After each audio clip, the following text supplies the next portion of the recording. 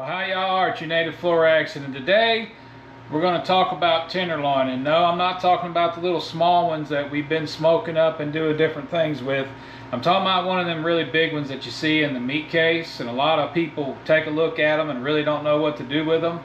So I'm going to take you through the steps I take when I buy one, and then later on in the video I'll show you how I cook them up. So let's get started.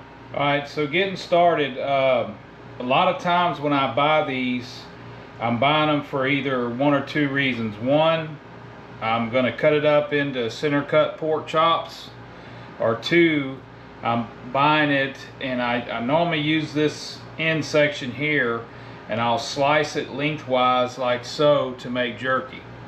And so this go around, I bought this one to make some pork chops, and so I want to show you how I do that. Now what I generally do is I want to cut about 3 inches, and what I'm or not 3 inches, but just a little shy, maybe about 2.5 inches, and I'm going to cut that straight down. And then so all of them's uniform, I'm just going to kind of place that one right beside it, because what I'm actually going to make is some butterfly chops. Alright, there you go.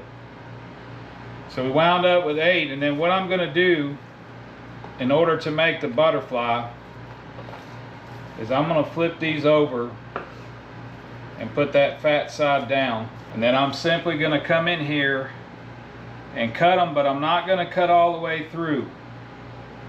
I want to leave just a little bit. And if you just take your time with it and cut it on down until it just kind of lays flat, this is what we end up with. And so you'll see that side there. When we cook it, that fat's gonna cook on that inside, but you got you a nice portion there. Now another thing you can do with these is if you want to stuff one, I wouldn't quite cut it so thick, but I'll show you what you can do. If you want to stuff one, you can come in here just about a 1/2 inch or so and cut down, and then leave it at the end. And then you want a thinner chop, probably about half that thickness there, but all you're doing is creating a little pocket in here to where you can place some stuffing in here and then cook it like that. Those come out real good. So I'm going to keep cutting on these and show you what my next step is. Alright folks, so here we go. We got all 8 of them butterflied open. You can see the meat difference on that one end, and that's why on this one end of the tenderloin I like to make jerky out of it, because it's a little bit of the darker and the lighter, and then when you slice it down, you'll get to that point where you got some silver skin. You can cut that out and your jerky won't be too tough. But we're not talking jerky, we're talking butterfly chops. And so we got 8 of these, probably a good inch and a quarter. This whole tenderloin cost me, I think it was $18 and something, so about 19 bucks. And for me and my wife, that's 4 separate meals. And generally what I do is I'll take 2 of them, vacuum seal them in a package and put them in the freezer, and then whenever we get ready to cook them, I'll take them out. And I usually, on a pork chop this thick, I put them in a brine, similar to some of the other brines that you see me do, but in this case it won't have any cure salt or anything like that. It's just a simple salt sugar brine. I might add a little more flavoring to it, and then we'll cook them out on the grill. So I'm going to get these frozen up, and then the next time you see me, I'll be prepping a brine, show you how I do that, and then show you how I'll cook them on the grill.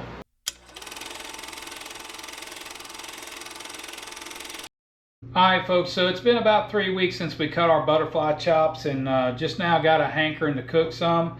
So we're going to brine some up and get them in the fridge, and it's just our typical brine that we normally do, and I'll show it to you in case you've never seen me do one before. Alright, so getting started, I got my briner bowl. This is a little bit taller one.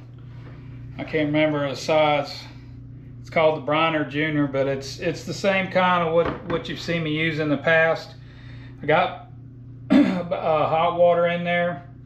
I just filled it up to this bottom notch right here.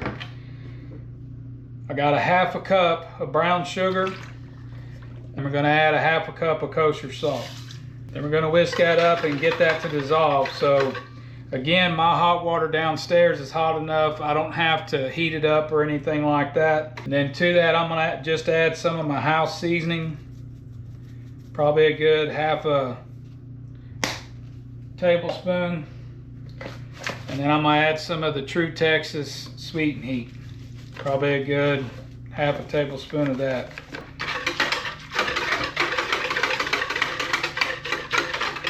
Alright, so the goal with this brine is that salt opens the pores of the meat, and that sugar allows them flavors to come in there. But after it soaks into the meat, when you go to cooking it, it also helps, that salt and sugar helps retain moisture in the meat, and that's what we're looking for. So we're going to add some ice to this to cool this brine back down, and then we'll get our meat in there. We're going to put our ice in there and make sure this gets good and cool. Alright, so our brine is nice and cold. We got our butterfly chops. I'm just going to place them in it, kind of giving them some space in between them so the brine can get all the way around. And the best thing about this, I can push this down in there. It'll keep the meat in the brine. Lid it up, and we're going to let this go 48 hours in the brine. And the reason I'm going 48 hours is because of the thickness of that meat. I want to make sure that that brine's got time to penetrate through all that meat. Alrighty folks, so we got our pork chops. They were in the brine for 48 hours. I took them out, rinsed them off with a little cool water, and then patted them dry with a paper towel. So we're going to get them seasoned up. Alright, so as always, we put a little olive oil just to help that seasoning adhere. And I'm not going to go real heavy on the seasoning since we brined them. I am going to put some of our Suckle Busters honey barbecue rub. I think y'all have seen me use this in the past several times. I'm kind of partial to this stuff. We'll get these flipped over and season the other side. Alright, so we got these seasoned on both sides. We're going to put these on the pit. I am going to flip these over so when I go to grab them, I'm going to put that fat side down in order to start the cooking. Got the pit on 250. We'll place them over the sear just to get them started, and then I'll move them to the side after we've seared both sides real good. Alrighty, here we go. Like I stated in the kitchen, we're going to put that fat side down and get it over this sear. Try to render that fat down, and we'll flip them over, sear the other side, and then I'll probably push them to this side of the pit and let them finish cooking over there. Alright, they've been running for a bit. Just gonna give them a turn. Not too bad, not too bad. Let that side run for a few minutes. Alright folks, we're just gonna move these to this side and let them finish cooking. Alright folks, we're going to do a temperature check. It's at 164. Ooh. Those are definitely done. So I'm going to cover that pan with some foil, let them rest.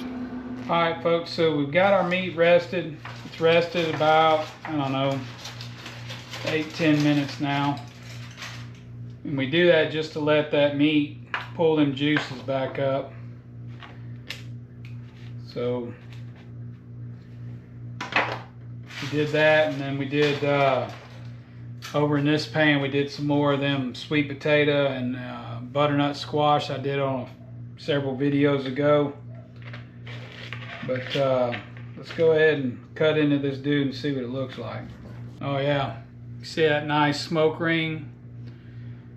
Still I don't know if that camera could see that, but this meat's still nice and juicy. So let's give her a taste. It's like chewing a stick of butter. That stuff's so tender. Get a little bit of the saltiness from the brine. And then that seasoning we put on the outside, you get just a little bit of that sweetness from that honey barbecue seasoning. But man, that's good. That's really good. So again, another easy meal. I think we spent, I got home from work. By the time I got the pit going, got the meat prep, got it on the pit, it only cooked for maybe 45 minutes or so. It's not the quickest meal, but it's fast enough, right? And so it's definitely worth a shot. If you enjoy eating pork like I do, this is a good way to enjoy it. Nice thick cut. This butterfly chop is probably more than what I'm going to eat, but turned out really good. So again, thanks to all y'all that subscribed. I hope you've been enjoying the videos. And my next time, I got to clean my pit before I cook again. And so leave me a comment if you want to see how I do that, for those of y'all that may not be sure on how to do that. But other than that, I appreciate you watching. We'll see you on the next one.